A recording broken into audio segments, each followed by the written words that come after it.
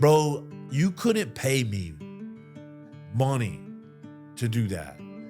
But these guys were proving a point all the time. They were literally proving that, like, you're in a whole different world. There's no rules. You're going to get your ass kicked if you don't completely comply. And we had one hard group of dudes, man. What was your experience in boot camp like? Being 17, man. 17 in the Marines, in boot camp. Man, I thought I could take anything. I watched Full Metal Jacket. It's not going to be like that. You know, they're not going to punch us. They're not going to be physical with us. And so my first experience is when they introduced us to our drill instructors, they just tore off in this tornado hurricane. They're like, like this. And you're just going, okay, that's cool. You're not going to be able to do that for 3 months. You know, like how long is this going to last? 24 hours? Nobody can yell at the top of their lungs with their veins coming out of there and their eyeballs sticking out with this frog voice, like, and, you know, nobody can do that for, let's say, 24 hours, right? Dude, freaking 3 months later, these dudes are still doing this up to graduation. They're like, and you're just like, oh my God, bro. Superhumans. I have the biggest respect for drill instructors. But my first day in boot camp, 17 years old, dude, I was so skinny, scrawny, but I'm thinking I'm hard as nails already, you know, and I'm like, I can take anything. And I remember they came in and I was like, well, at least they can't touch you, right? And they came in and they just started kicking everything, kicking all our stuff on the ground, squashing everything, yelling at the top of their lungs. And I remember he just stopped and he said, who's the youngest Marine in here? Raise your hand. And me being stupid, bro. I'm like, honest A, bro. I've always been pretty honest. Like, I'm like, oh, right here. And I raised my hand. And that guy came over, man, and did a flying kick to my chest. Dude, a flying kick from across the room, a flying kick. And he flew through the air, dude, with his legs straight out like this and kicked me in my locker. You have this little half coffin locker behind you. And so that was behind me. So that it was like somebody came over and like bumped down. you right into it. and I went flying over that, like head over heels on the ground, like gasping for air. And I was like, dude, what the hell just happened? These guys, that's illegal. Like he just kicked me in the chest. Like he was like saying, I don't give a damn about anything in here. Another one was spitting blood all the time. And the drill instructor was like, you know why drill instructor Staff Sergeant Hole spits blood every day? And we're like, why? And he's like, because he went to Ranger School. And we're like, God, man, I don't want to ever go to Ranger School. You know, they sent Marines to Ranger School. I guess he spits blood now. One of the worst things I saw, and I was thinking about this the other day, I still can't eat oranges. And I'm sorry if this just ruins everybody from ever drinking milk or eating oranges. But we'd go to the chow hall at MCRD and they'd say, guess what we're eating today? And we'd be like, duck. And he'd be like, that's right, duck. You know, duck in, duck out. And we're like, oh, and he'd be like, shut up. And like, that's like the intensity. And so we would go in the chow hall, fill our trays with massive amounts of food, thanks to taxpaying dollars, right? And then he'd say, sit down. You're like a robot. You don't do anything, bro, without like a command. Sit down. And, you know, sit down. And he'd be like, fork. And we'd be like, fork. And he'd be like, you know, food. And we'd be like, food. And then mouth. And he raised your mouth. And then he'd say, put down the fork. And then you put down the fork. Dude, not one piece of food went in your mouth because you're eating duck. You're ducking in and out.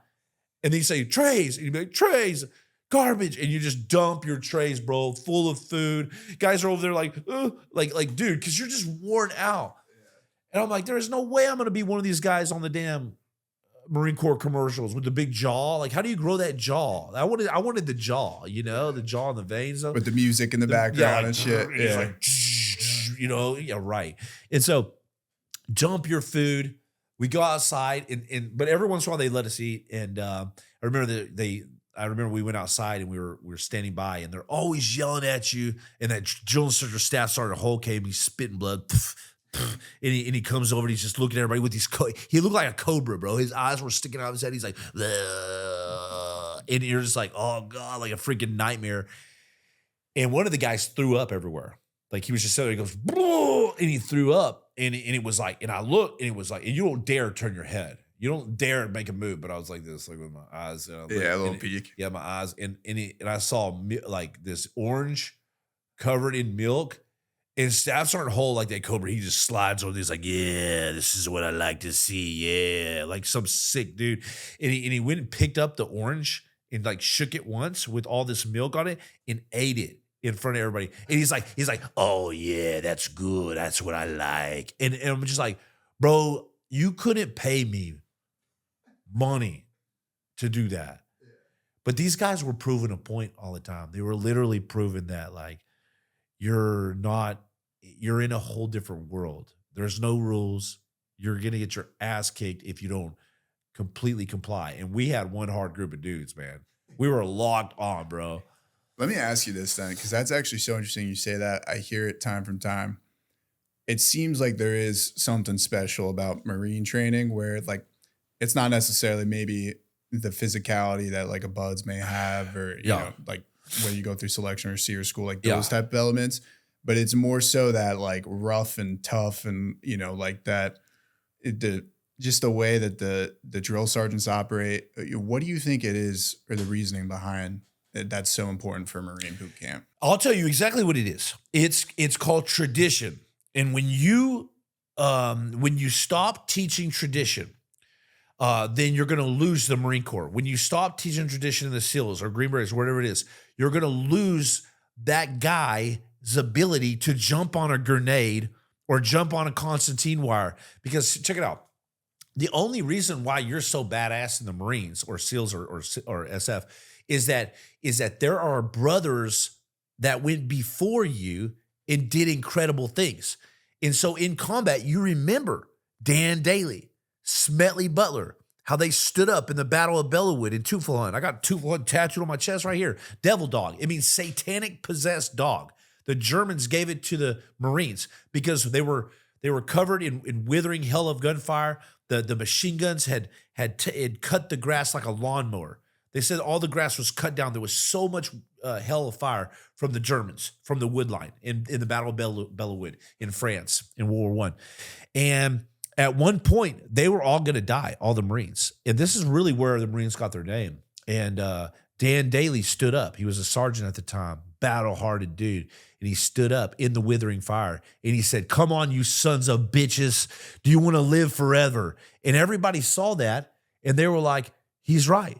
We're going to freaking die here, man. That's been the story of my life. You're going to freaking die here if you don't get up and do something today and go for it. And that's exactly what the Marines did. And they went hand to hand on those dudes in the Germans and they beat their skulls in with helmets and K-bars, the Marines that survived the horrible charge. And they charged the machine gun nest that day. And from that point on, the Germans were so terrified of the Marines that they called them devil dogs, Teufelhund, satanic possessed dog. And so that tradition is just ingrained in you. A lot of the classes in the Marine Corps we're talking about Medal of Honor winners, guys that jumped on grenades, Dan Daly, Smedley Butler, Chesty Puller. Good. We're surrounded on all sides. So my core values, my traditions came from the Marine Corps. I love that stuff. I ate it up. Brother, I'm telling you right now, I know that, it's not possible to say whether or not I would jump on a grenade or not, right? I always thought about that. Would I? But if it really came down to it with back in the day, maybe not now, but back when I was a Marine, 0311 infantry guy, dude, if a grenade fell in my hole, we'd be fighting to jump on. We'd be fighting each other to death, just trying to roll on that sucker, man. We'd be charging machine guns, whatever it took, man. My squad in the Marines, and I know there's a lot of Marines out there right now listening to your awesome podcast that are going to be like, yeah, super fun, brother. I like this guy. You know what I mean? And because it's a core traditions and values. Now, the SEALs do that too. On the island, San Clemente Island, you see all the old UDT SEALs on the walls, drinking torpedo juice, covering themselves in black oil, before they would go and put bombs on the Jap scullies. Nobody was coming back from that. You were dying in cold, frigid water. And man, seeing those pictures of the last pictures of those guys smoking a cigarette, drinking their torpedo juice, getting in the slide into the water with their satchel charges, about to blow up Jap Scullies on the beach, man, for the Marines landing. That stuff right there, it just sinks in you. Then you hear about Murphy and all these different heroes in the SEALs, and you embody that. But going back to your question, that is the only thing that keeps the midnight fuel burning in a warrior, is the remembrance of the warriors that came before him, the brothers, his older brothers.